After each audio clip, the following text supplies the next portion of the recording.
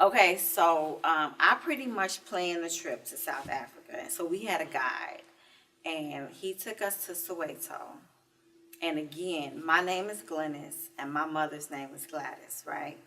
So we get in a little van, and we go to Soweto, and he takes us to a lady's house, and her name is Gladys.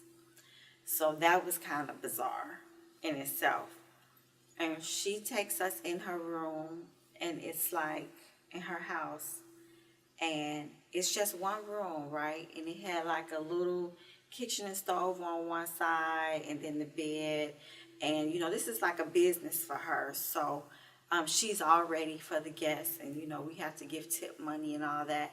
But the one thing I remember is that there were a pair of Jordans. Do y'all remember this? There were a pair of Jordans outside, clean, lined up on the side of the house.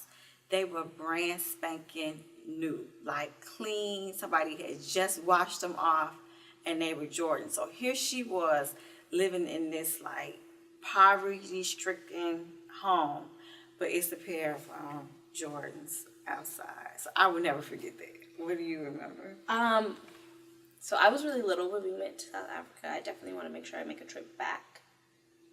But one of the things I remember most just from our Africa trip was that I was surprised because, when you think of Africa, and I was little, the only things I've heard of Africa is that it's a third world country. The people there are poor. The people there have no water. They run around barefoot all day. So I didn't have the actual mind's eye picture of what Africa really was, but I think and I think what surprised me the most is that I know we went into one house. I think it was our tour guide's house. I don't know. It was somebody that we had met there's house. And on the outside, it was dusty. It was dirty. I was like, okay. I was like, Mariah, prepare yourself for the inside.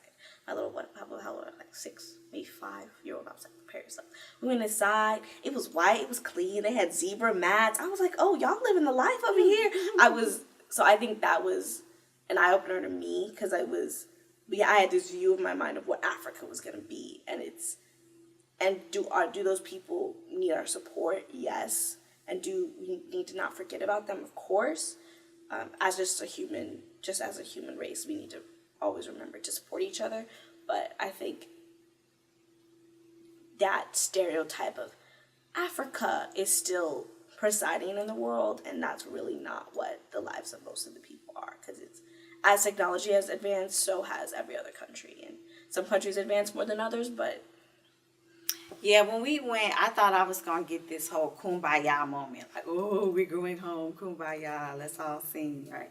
But I didn't get it because we went to Johannesburg, and Johannesburg is like Oakbrook. It's like a suburb in Chicago. Like, it's fancy. They got a movie theater. They got everything we got in the States.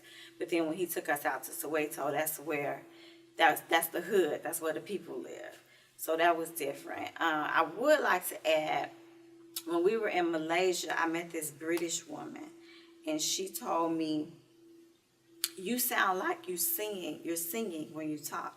And I was like, what is she talking about? I do not sound like I'm singing when I talk, right? But when we went to South Africa and we stayed in the hotel and I ordered breakfast, I realized what she was talking about because their accents. And when the young lady was talking to me, I said, she does sound like she's singing.